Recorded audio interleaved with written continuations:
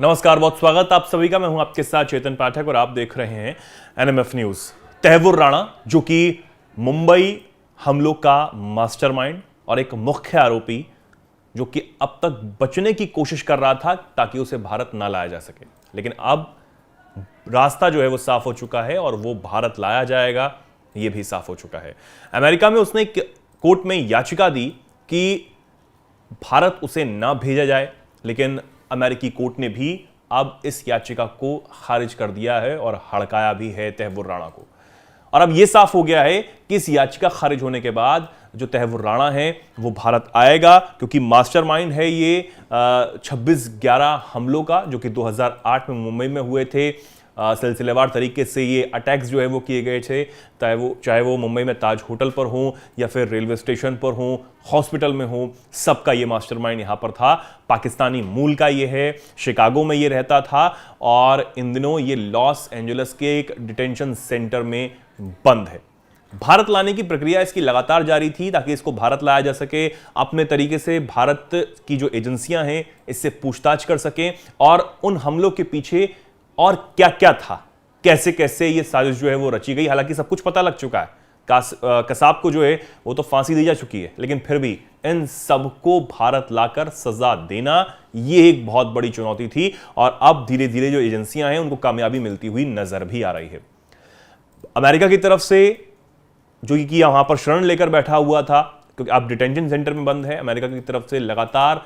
इस बात को कहा जाता रहा कि हम सौंपेंगे। प्रधानमंत्री नरेंद्र मोदी जब अमेरिका गए भी थे और डोनाल्ड ट्रंप से उनकी मुलाकात हुई थी, तब भी ये मुद्दा खूब बढ़ा था और प्रधानमंत्री ने साफ साफ इस बात को रखा था कि तहव्वुर राणा को भारत को सौंपा जाना चाहिए, क्योंकि ये आतंकी हमलों का मास्टरमाइंड है। मुख्य ये मास्टरमाइंड कहीं ना कहीं माना जाता है और इसने बहुत सी साजिश रचने का काम भारत के खिलाफ किया, क्योंकि ये पाकिस्तानी मूल का है तो और इसे जल्द से जल्द भारत जो है वो भेजा जाए। तब डोनाल्ड ट्रंप ने साफ कर दिया था कि तहव्वुर राणा जो है वो पूरी प्रक्रिया खत्म होने के बाद भारत जाएगा और तमाम जो जांच एजेंसियां हैं इसके खिलाफ जांच कर सकेंगी। लेकिन ये बचने की तमाम कोशिशें करता रहा, कभी किसी कोर्ट जाता था, कभी किसी कोर्ट जाता था, लेकिन अब अमेरिका की कोर्ट ने भी इसकी याचिका को खारिज कर दिया है और इस झटके से यह साफ होता है कि यह जल्द भारत आएगा और भारत में इसका पुरजोर तरीके से स्वागत जो है वो किया जाएगा और सलाखों के पीछे जब इसका इलाज किया जाएगा तो ये एक एक कर हर चीज उगलेगा भी कि कैसे कैसे इस पूरे हमले को इन सब ने अंजाम दिया था, इसकी क्या और भूमिका थी, कैसे इसने इस हमलों के बारे में पूरी प्लानिंग जो है वो रची थी और क्या कुछ खेल करने की कोशिश की थी। ये सब कुछ उगलेगा क्योंकि तमाम जो जांच एजेंसियां हैं वो अपनी तरीके से काम करने के लिए तैयार है। अब राणा को अमेरिका में डेनमार्क में आतंकवादी साजिश के समर्थन देने की साजिश के एक मामले और पाकिस्तान में आतंकवादी संगठन लश्कर-ए-तैयबा को समर्थन देने के एक मामले में दोषी ठहराया गया था, जो मुंबई हमलों के लिए जिम्मेदार था। राणा ने 27 फरवरी को हेबियस कॉर्पस की याचिका के मुकदमे से लंबित रहने के दौरान एक इमरजेंसी आवेदन जो है वो सुप्रीम कोर्ट की एसोसिएट जस्टिस एलेना कगन और नाइट सर्किट जस्टिस के समक्ष प्रस्तुत किया था। पिछले महीने जज ने इसे आवेदन को खारिज कर दिया था। इसके बाद राणा ने हेबियस कॉर्पस की याचिका के मुकदमे के लंबित रहने के दौरान आपातकालीन आवेदन को फिर से कोर्ट में दिया था और कहा था कि इस नई एप्लीकेशन को चीफ जस्टिस के पास भेजा जाना चाहिए।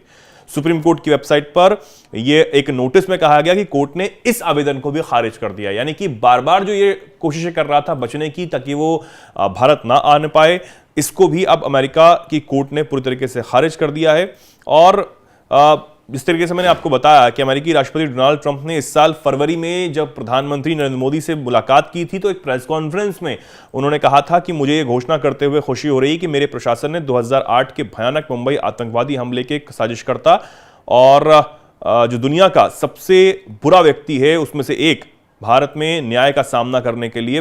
प्रत्युत्तर करने की मंजूरी उन्होंने दे दी है, इसलिए वो भारत वापस जा सकता है, वापस जा रहा है ताकि न्याय का सामना जो है वो कर सके और तमाम जो जांच एजेंसियां हैं इसके खिलाफ